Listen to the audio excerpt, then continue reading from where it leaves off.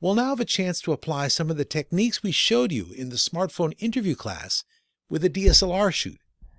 DSLRs have longer lenses that allow for the classic interview look, and we'll show you how to do it. We begin our DSLR interview filming tutorial with one of the classics, the day exterior interview. With this setup, you'll be using the natural environment, so there's a few considerations you have to take into mind. Background, shade on your subject, audio. But when mastered properly, you can film a great-looking interview with a very simple setup. We'll begin as always with a review of some of the key concepts we'll be covering in this lesson. Let's get to it. With a DSLR interview, as with all interviews, choosing your location is key. You'll want to have a place with good, quiet audio. You'll be using the interview over different shots throughout your film, so you have to think about that. You'll also look for a place that has shade for your subject. Putting your subject in bright sunshine doesn't make them comfortable and doesn't look good on camera. In terms of framing, as with an iPhone, you'll want to have your subject look slightly off camera. We want to adjust the camera and the light so that the subject could have soft light on their face. Again, background is very, very important because a bright background will draw the audience's eye away from your interview subject. So ideally, you'll find a dark background. With your DSLR, you'll be able to throw it out of focus, which kind of helps for drawing the audience's attention to the subject. Now, remember to check your audio. You're going to be using your lavalier microphone, of course. And as always, you want to check the levels before you start the interview so that you make sure that the audio is of good quality. Also, with a DSLR, it's very important that you check the focus. We've talked about it before with smartphones, but on a DSLR, it's extra important because the shot is going to be tighter and any bit of softness in the focus will come through. On DSLRs, there's often a setting where you're able to zoom into the subject's eyes, adjust your focus, make sure it's crisp, and then zoom out and get the interview going. Hair, makeup, and wardrobe shouldn't be overlooked. Bring as part of your kit makeup in several natural skin tones, and remember, advise the people you'll be interviewing to wear solid color shirts or clothes. Stripes or clothes with text on them are often very distracting. And also bring a comb. You hate to do a nice long interview with a fantastic and intelligent subject and have the viewer be distracted by hair that's out of place. And remember, performance is key. While you'll want to be looking after technical issues and audio and lighting and everything else, when it all comes down to it, it's all about performance and connecting with your subject. So keep this in mind. When it's all said and done, forget about the technical stuff and make that human connection. That's where you're going to capture magic moments for your film. With all of these elements in mind, let's look at what we did in a real-world setting with our interview subject. So now we're going to talk about one of the key parts of the documentary, the interview, and in particular, the daytime interview, where you're able to use the natural light outdoors to light it. You're not worried about setting up lights to do so.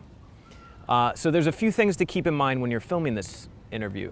First is the audio. You want to select as quiet of a place as possible. We are in Central Park, so that can be hard to find, but we've found a relatively quiet spot. The next thing is shade for the subject so that the person that you're interviewing isn't in direct sunlight. That's never attractive for the person. It's also pretty hard to sit through. And then the third thing is a dark background behind the subject so that when you're shooting it, the eye isn't distracted by what's behind the subject. So the spot we found checks all three of those boxes at least pretty well. Let's take a look at it with the setup. Brian has been able to find a spot in busy Central Park that meets his requirements for the interview. Looking at it from a side angle, it doesn't seem particularly special, but Brian knows he only needs to find a spot with good clean audio that allows for soft light on the subject's face and a dark out-of-focus background over his shoulder for a good interview. This spot will actually be perfect. So we got our spot here. I'm just going to raise the tripod up to about eye level with Claire here so we can conduct our interview.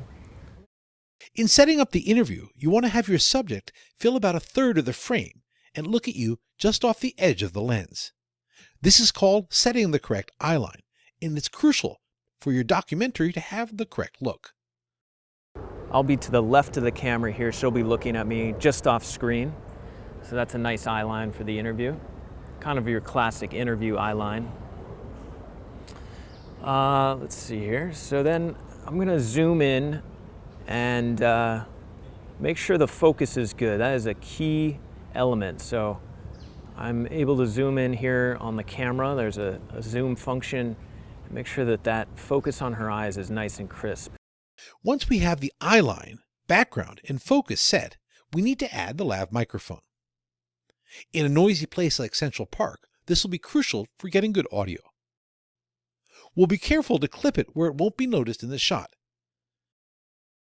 Having nice clean audio will allow him later to edit the interview over images from other places and times to create a smooth flow for the documentary when people watch it later on.